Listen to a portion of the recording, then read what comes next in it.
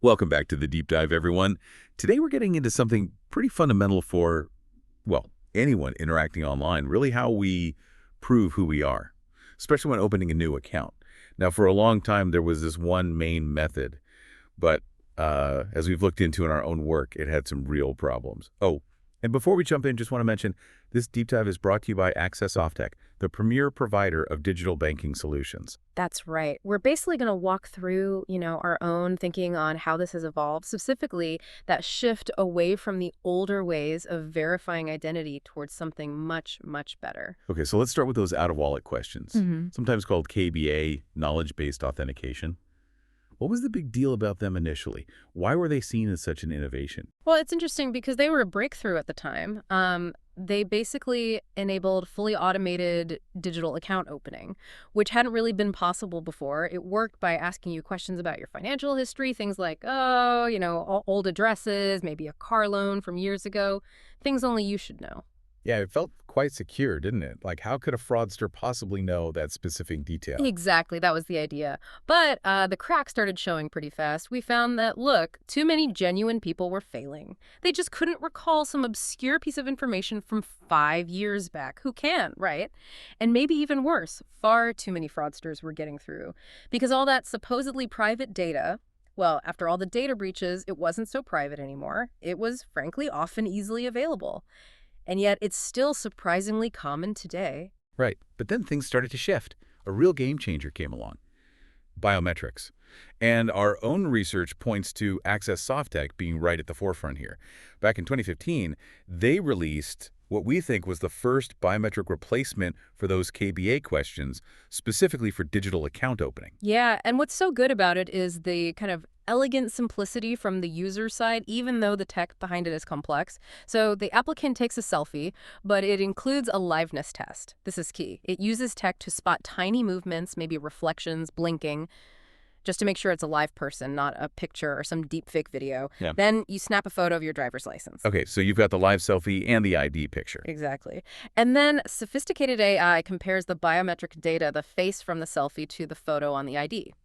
At the same time, it's authenticating the ID document itself, checking for any signs it might be fake. And the results in the real world, what are we seeing? We've heard from clients, and they basically report it pretty much eliminates fraudulent digital account openings. It's that effective.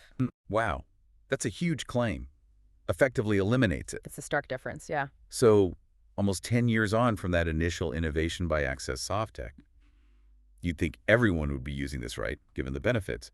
But we've noticed that's not quite the case. Adoption isn't universal, which leads to the big question we've been asking. Why not? Why the hesitation? Yeah, that's what we've been, digging into. We've tossed around a few ideas. Is it just that organizations have, bigger fish to fry, other priorities taking precedence? Or is it simple inertia, just sticking with what you know, even if it's not the best anymore? Inertia is definitely powerful. Or maybe that feeling of, well, it's good enough for now. Maybe they feel the current system isn't totally broken, so why go through the effort of fixing it, even with those risks you mentioned? That's definitely part of it for some, I think. And sometimes it might just be a lack of awareness that there are much better ways now, or, getting stuck in long-term contracts with older vendors. That happens. But the one that's a bit concerning is the idea that for some places, the current level of fraud loss is just acceptable, baked into the budget almost. That is a concerning thought. It says a lot about priorities, doesn't it? Because this really isn't just about swapping out one piece of tech for another. It reflects an organization's fundamental willingness and maybe even its ability to innovate. And this hesitation we see with biometrics, it's probably not just about this one thing, is it? It likely points to broader challenges they have with adopting any innovation. Precisely. And if you look at the bigger picture, particularly for, say, credit unions or similar financial institutions we work with, for them to stay viable long term, they really ought to be doing a kind of annual checkup on their innovation capability. Right. Really identifying what's blocking them from adopting better solutions faster. We actually suggest a practical exercise. Pick maybe 30 key digital innovations from the last 3 years. Then honestly score how many your organization has actually put in place, and then really drill down why not more. What were the hurdles? So we've covered a lot of ground from those old, flawed security questions to truly advanced biometrics, and landed on this really crucial question about why adoption isn't everywhere yet. Yeah, and maybe the final thought to leave you with is this. What does it genuinely take for an organization, or even just for you listening, in your own work? What does it take to push past good enough? Especially when there's clearly a better, safer way available. How do you make sure you're not just stuck in neutral because of inertia, or maybe because of hidden assumptions that are holding back real progress and potentially costing you more in the long run?